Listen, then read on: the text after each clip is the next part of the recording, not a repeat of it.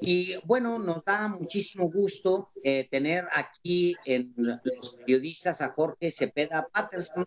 Logramos localizar su cuarentena involuntaria allá en Europa y pues lo tenemos aquí de invitado en los periodistas y es un gusto recibirte, Jorge. Gracias por estar aquí. Al contrario, el gusto es mío, Álvaro, Alejandro, y felicidades por el programa y el éxito que han tenido.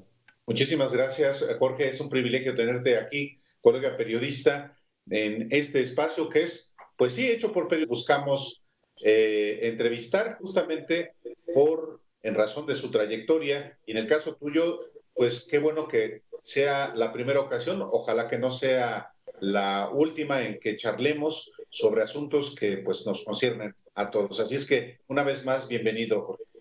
Bueno, si lo estamos consiguiendo ahora de manera... Sin embargo, en fin, pues es un personaje de la vida pública, escritor, es Premio Planeta.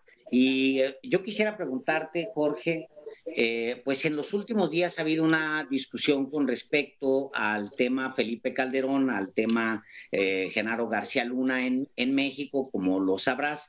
Y el presidente ha insistido e incluso en los últimos días ha puesto énfasis en la idea de irse por una consulta para enjuiciar a presidentes y un año y medio después, pues la pregunta es en qué momento México se va a hacer cargo de una investigación, en qué momento la Fiscalía General de la República, un año después, pues va a empezar a dar resultados de algo de lo que muchos mexicanos han pedido. ¿Qué piensas, Jorge? Bueno, yo pienso que este tema corre en dos bandas, una judicial y otra política. Y claramente López Obrador ha intentado que predomine la banda judicial, aunque eche mano una y otra vez, cada vez que se necesite en términos de sus opciones políticas, de traerlo, digamos, a la acera de enfrente, que es la batalla por la narrativa política. Pero no lo veo a él en este momento, en esta coyuntura, dispuesto ya a que el tema Calderón como tal, se convierta en una bandera política explícitamente. Es decir, cada dos mañaneras hace alusión al tema, lo usa dentro de su narrativa beligerante para construir, digamos, para posicionar la legitimidad de su propio gobierno, pero no pasa de ese nivel y se cuida mucho de no cruzar la calle, digamos, haciendo alusiones a que corre por la vía judicial, tanto en la dimensión nacional en la Fiscalía como en la internacional en las cortes norteamericanas. Y creo que esto no va a cambiar próximamente, a menos que la coyuntura política modifique sustancialmente este correlato, ¿no? Hay, sin embargo, la posibilidad de que esto pueda materializarse existe en tanto que ya hay un marco legal para convocar una consulta, pero aún si esa consulta, en esa consulta popular realizada conforme a lo que prevé la propia ley, gana la opción de enjuiciar a Calderón, ¿podrá la Fiscalía General de la República, en este caso, tener elementos suficientes para fincarle responsabilidades a Felipe Calderón, Jorge? Otra vez, esta creo que es una respuesta política. Hace unos años, uno diría, hay responsabilidades, hay pruebas para llevar a alguien a tribunales si el soberano así lo decide. Y con esa lógica se jugaba. Es decir, al Bester Gordillo había pruebas y no había pruebas desde siempre. Basta el momento político para que se defina si hay condiciones para llevarla a tribunales o no. Y es, en última instancia, una decisión política en el país que vivíamos. López Obrador ha intentado convencernos de que ese país ha quedado atrás y de que no va a haber chivos expiatorios políticos. Entonces, se lo pensará varias veces antes de, a mi juicio, incursionar políticamente en una necesidad de este tamaño. Ahora bien, como aquí nadie es inocente, yo diría que Calderón o Peña Nieto para el actual gobierno es una especie de rómpase en caso de incendio, ¿no? Como los tanques que están ahí en las paredes y que creemos que funcionan y que un día están ahí para usarse si fuese necesario, ¿no? Porque pues ese sería un momento político muy particular, que el rómpase en caso de incendio sería un momento político muy particular, pues que podríamos ir definiendo ahora mismo, Jorge. Es decir, pues la elección que viene, la intermedia, que siempre, o bueno, no siempre, pero algunas veces les va mal a los presidentes en turno. Puede ser cuando la popularidad del presidente empiece a pasar del 50 hacia abajo, o cuando o de plano la crisis económica empiece a pegarle a las bases, a la base social del presidente. ¿Tú ves un momento político para el rómpase en caso de que sea necesario? Yo creo que todavía no se ve humo, pero estamos muy lejos en la percepción presidencial. Lo noto pues para algo deben servir finalmente las 2 horas que invertimos en la mañanera y en ver y tratar de codificar los matices, las expresiones, los gestos incluso del presidente, ¿no? Y la información disponible también en encuestas y demás, ¿no? Es decir, yo veo al presidente todavía muy lejos de sentirse acorralado o nada que se le parezca, a pesar de que algunos objetivamente veríamos que las condiciones han apretado en contra del presidente. Es sorprendente su capacidad para visualizar unas condiciones favorables donde a lo mejor solo él las ve. Pero luego resulta la siguiente encuesta que dice que volvió a subir otros 8 puntos y se encuentra con 68% en los niveles de aprobación, según la encuesta del Financiero, que es la más reciente, en donde parecería entonces que él está viendo esa perspectiva también. A veces me pregunto, Álvaro, Alejandro, si estar en ciertos círculos, tanto periodísticos como de la clase media alta, etcétera, acabamos en una burbuja en donde parecería increíble que López Obrador mantenga estos consensos cuando en todas las charlas de sobremesa a las que vamos, todos los memes que vemos en las redes sociales, etcétera, parecería que todo lo está haciendo desastrosamente y que la gente ya no aguanta un minuto más, ¿no? Y luego resulta que trae 60% de niveles de aprobación en esa sociedad en la que no estamos metidos nosotros, pues, o parcialmente. Entonces, cada vez me parece estamos afrontando un país o una sociedad con niveles bipolares entre dos mentalidades y dos visiones que cada vez están menos empatadas, ¿no?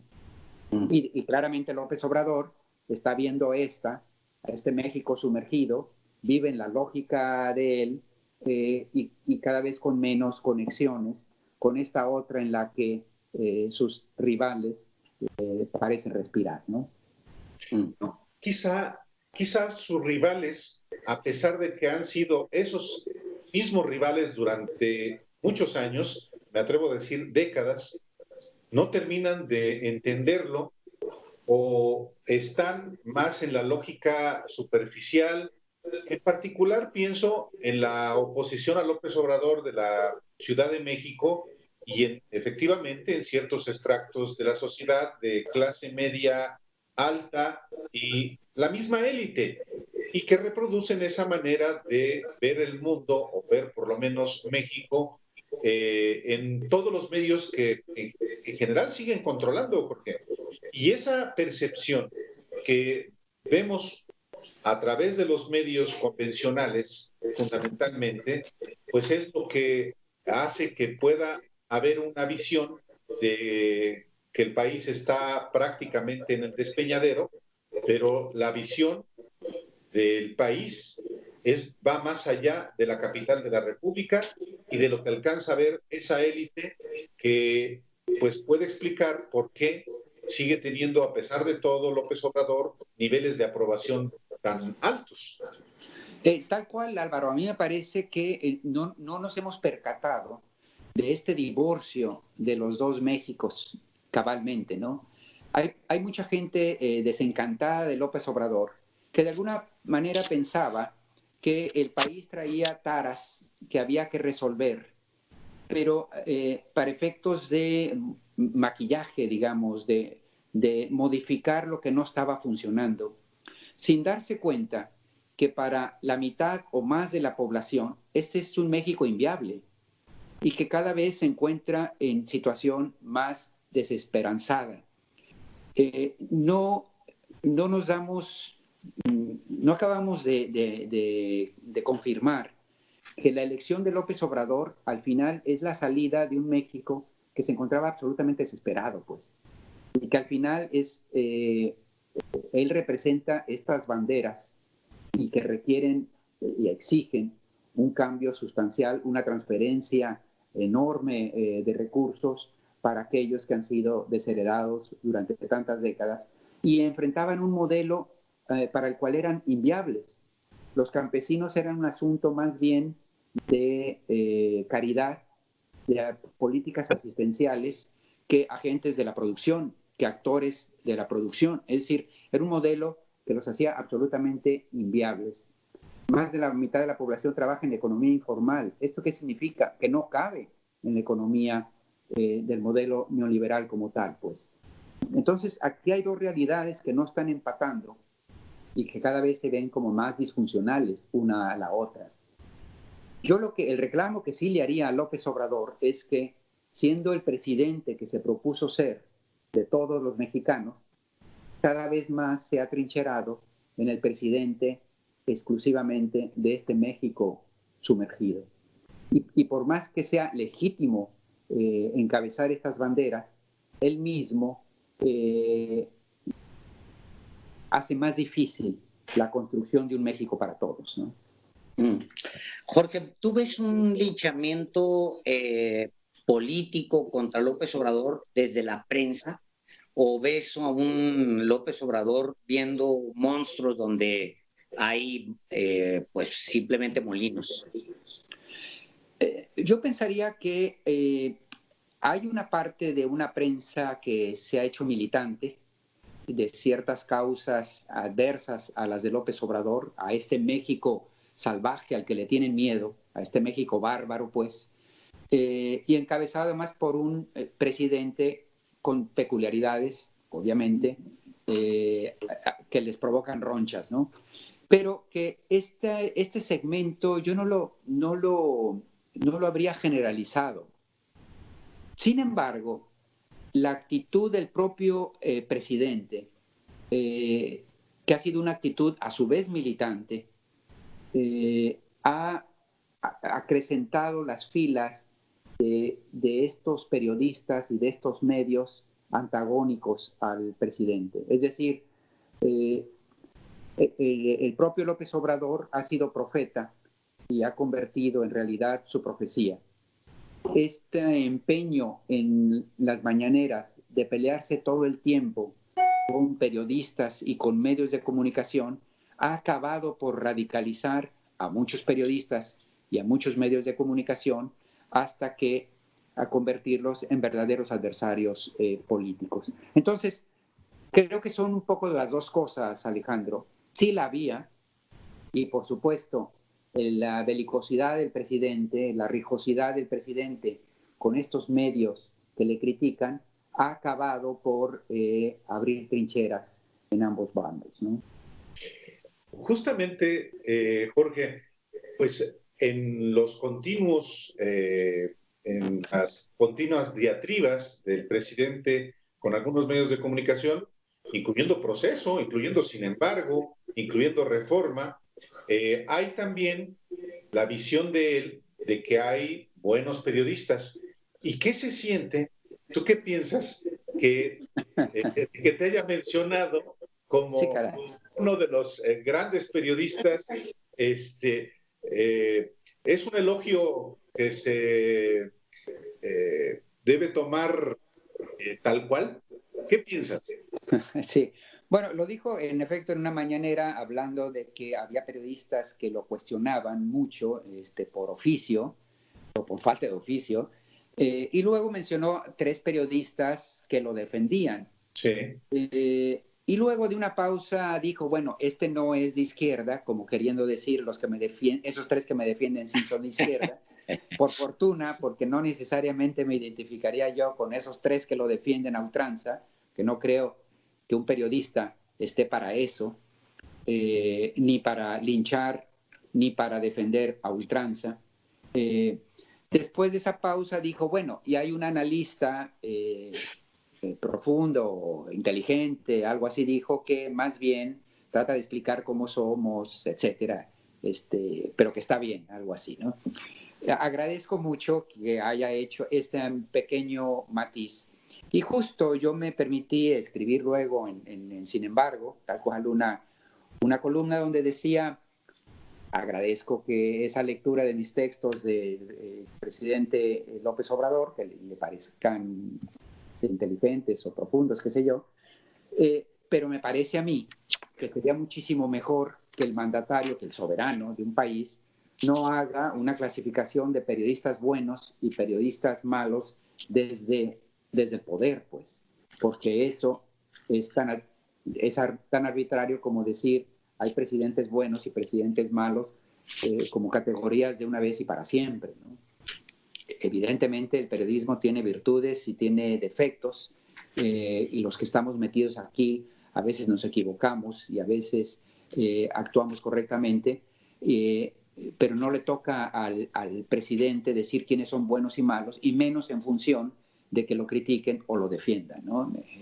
En efecto, él mismo lo dijo, curiosamente, cuando después de mencionar aquellos 3 y luego en mi caso dijo, bueno, no sé si lo estoy ayudando o perjudicando, pero y en efecto de repente parece una especie de beso del diablo, digamos, ese tipo de menciones, ¿no?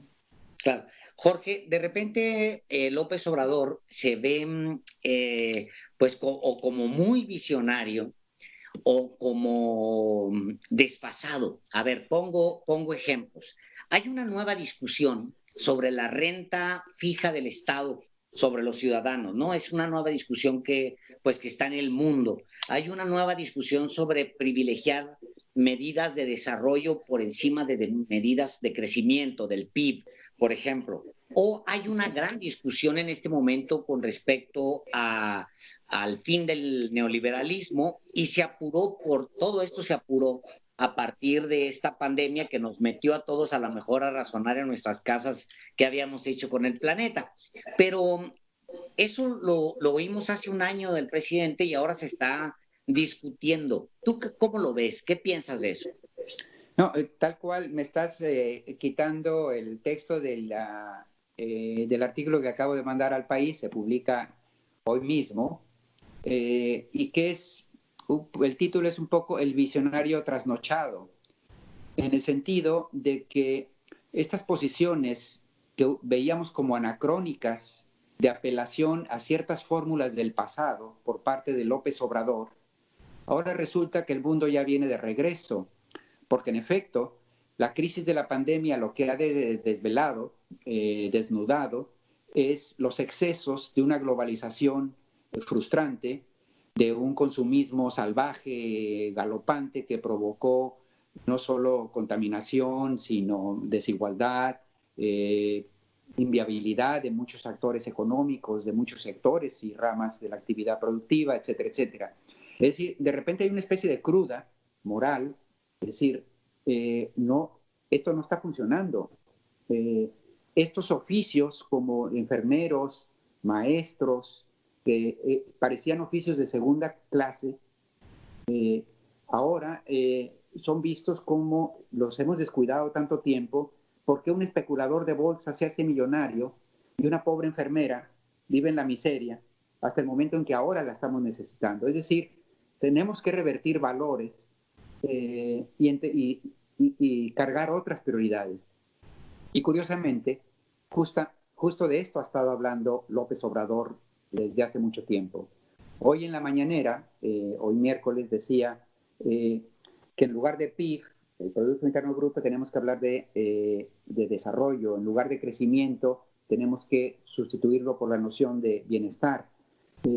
Bueno, hoy los grandes gurús y los filósofos Claro. Del futuro están diciendo esa es la única salida, hacia allá tenemos que caminar. Entonces tenemos en Palacio, de repente descubrimos que tenemos a un hombre que está viendo los recuerdos del porvenir, como el famoso texto, Claro. o un visionario trasnochado, es decir, el anacrónico que recupera una visión del futuro, ¿no? Pues Jorge Cepeda Patterson, siempre un gusto platicar contigo, conversar contigo. Y como somos muy amigos, debo de aclarar que ese artículo yo no lo he leído. No se ha publicado. Pero va a ser un magnífico título, si es el título, El visionario trasnochado. Claro. Creo que ya ni sé cómo le acabé poniendo, pero sí, esa es absolutamente una maravilla, por supuesto. La idea. Sí. La vamos a leer, sin duda. O Los recuerdos del porvenir, que también es una gran idea. Bien agarro. Claro. Absolutamente. No me la van a fusilar. No. Pero si nos damos prisa, si alcanzamos a escribirlo antes que tú. Muchísimas gracias, Jorge Cepeda Patterson. Ha sido un gusto estar con los periodistas. Gracias. Con estos dos periodistas. Gracias, un gran abrazo. Hasta allá, Alejandro, Álvaro. Gracias.